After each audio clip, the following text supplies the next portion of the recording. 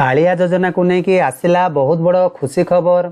चाषी भाई और भौणी मानू कौ दिन कालिया टंकाटी प्रदान करा जीवो से नहीं आज भिडियो आप संपूर्ण तथ्यटी जानीपारे। राज्यर चाषी भाई मान बहुत बड़ खुशी खबर। कालिया योजना सहायता राशि केबे आसीबो संपूर्ण तथ्यटी ये वीडियो मध्य आप देखले जानीपारे। जो मैंने चैनल को नुआ कर चैनल को सब्सक्राइब करने सह जो पाखे घंटी चिन्हटी अच्छी दबाई नोटिफिकेशन ऑन कर दिंतु। जितेबाला सरकार द्वारा जहाँ योजना आसीबो केतेबेले कौ डेट्रे आपंकर कालिया टंका पाइपारे सबकि तथ्य आम चैनल थ्रू अपलोड होची। जदि आप चैनल को सब्सक्राइब करके रखिए ताले आप संपूर्ण तथ्य डेट जानीपारे। तो कौन रही आज अपडेट चलतु डेरी नक भिडियो स्टार्ट करवा। आपण मैंने जानिथिबे कि राज्यर चाषी को आर्थिक सहायता जोगाइबापी ओडिशा रे कालिया योजना प्रचलन करा जायतिला। एही योजना अधीन रे राज्यर कृषक एवं कृषि श्रमिक परिवार पिलामानंकर उत्तम अध्ययन पई शिक्षा मध्य ऋण मध्य एथिरे दिया जायथाय। एही परी एही योजना ओडिशा रे कृषक परिवार मानंको सेमानंकर आर्थिक चिंता दूर करी सेमानंकर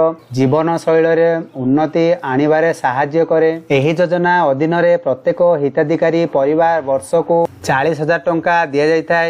यह आर्थिक सहायता हिताधिकारी मानू वर्ष को 2 थर फसल पूर्व दिए। कल्याण योजना राज्य सरकार 2018-19 आर्थिक वर्ष रे आरंभ करथिले। आपण माने जानिथिबे कि कालिया योजना अनुसायी यही राशि गत मार्च 11, 2024 रे राज्य कृषक को अकाउंट को स्थानांतरित करा जायतिला। एही समय रे माध्यम रे 45.76 लाख चाषी को अकाउंट को 933 कोटी टंका हस्तांतर करा जायतिला। आपण माने जानिथिबे कि निकट रे ओडिशा रे एही योजना आसंता 3 वर्ष पर्यंत वृद्धि कर दिया जायछि। एहा व्यतीत राज्यर मुख्यमंत्री प्रत्येक जिला पई 30टी कालिया केन्द्र उद्घाटन मध्य करथिले। जदि आपण मध्य ओडिशा रे जणे कृषक अछंती एवं कालिया योजना सहजरे जड़ित विशेष सूचना जानिबा को चाहउछंती तो ताले आम चैनल को सब्सक्राइब करी जो पाकर घंटी चिन्हटी दबाई नोटिफिकेशन ऑन कर दिंतु। केतेबेले आपण मानकर कालिया योजना परवर्ती राशि मिलिबो से नहीं आपण मानको अपडेट माध्यम रे जणैबी। तो कालिया योजना रे सहायता राशि आपण मानको केबे मिलिबो चलंतु ए वीडियो में संपूर्ण तथ्यटी जानि परिबा। ओडिशा सरकार यही कल्याण योजना राज्य में 40 लाख क्षुद्र चाषी को साहाय्य करुच्ची। हिताधिकारी कृषक माने कालिया योजना रे परवर्ती किस्तिर लाभ पाइबा को अपेक्षा करिसेंती। जदि आपण माने केवाईसी करी रखिसेंती ताहाले आपण मानकर कालिया योजना सहायता राशि आपण मानकर अकाउंट को हस्तांतर करा जिवो। कालिया योजना अधीन रे जो मानकर आधार सेमानकर बैंक अकाउंट सहित लिंक होई नाही तो एही योजना रे टंका आपण माने पाई परिबे नाही।